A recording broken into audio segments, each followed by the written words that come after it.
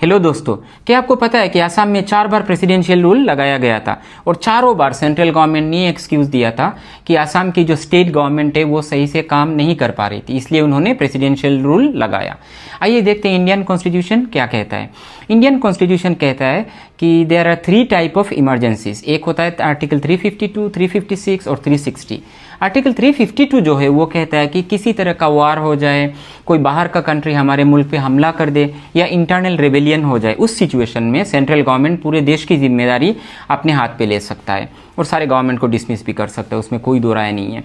दूसरा ये है कि आर्टिकल 356 जो कहता है कि कोई भी अगर स्टेट गवर्नमेंट सही से काम नहीं कर पा रही है, फेलियर बार बार हो रहा है, सरकार गिर रही है, बन रही है और स्टेट के ऊपर कोई कंट्रोल नहीं है उनका, उस सिचुएशन में सेंट्रल गवर्नमेंट स्टेट गवर्नमेंट को डिसमिस करके उसकी जिम्मेदारी अपने हाथ में ले सकता है और गवर्नर के द्वारा सेंट्रल गवर्नमेंट स्टेट गवर्नमेंट को रूल करता है। तीसरा जो है दोस्तों वो आर्टिकल 360 है जो कहता है कि फाइनेंशियल इमरजेंसी, और ये इंडिया में अभी तक नहीं लगी। फाइनेंशियल इमरजेंसी में सिचुएशन ये है कि अगर स्टेट के पास पैसा नहीं बचा हो, बैंक्रप्सी हो जाए, स्टेट का बजट भी नहीं है, मतलब पैसा बिल्कुल ख़त्म हो गया, उस सिचुएशन में सेंट्रल गवर्नमेंट इमरजेंसी लागू कर सकती है। अब देखते हैं दोस्तों, अगर ministry of home affairs MHA का डेटा आप चेक करोगे तो आपको पता चलेगा 1979 से लेकर 1983 तक ये 4 साल में असम में 3 बार इमरजेंसी लगी, और तीनों बार इसलिए लगी, वो सिचुएशन जो था ड्यूरेशन असम में बहुत ख़राब चल रहा था। असम आंदोलन पीक पे था, सारे जितने भी स्टूडेंट्स ऑर्गेनाइजेशन थे वो रास्ते पे थे, लोग सरकार की बात नहीं मान रहे थे, सरकार को एक्सेप्ट ही नहीं कर रहे थे, जिसके वजह से आपको याद होगा कि लास्ट वीडियो में मैंने बताया था कि अनवरा तैमूर जी ने भी रिज़ाइन दिया था 1981 में।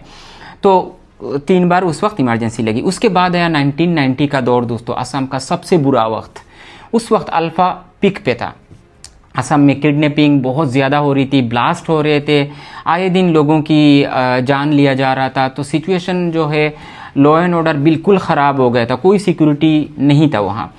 तो सेंट्रल गवर्नमेंट को लगा कि स्टेट जो है वो स्टेट गवर्नमेंट के हाथ से बाहर जा रहा है, तो उन्होंने इमरजेंसी लागू कर दी।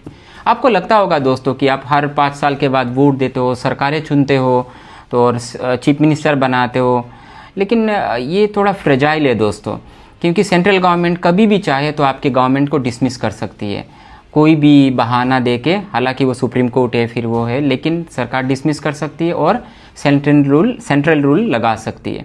आपको मेरा इन्फॉर्मेशन अच्छा लगे तो मेरा फेसबुक में लाइक, कमेंट और शेयर कर दीजिएगा, और मेरा यूट्यूब वीडियो जो है उसको सब्सक्राइब कर दीजिएगा।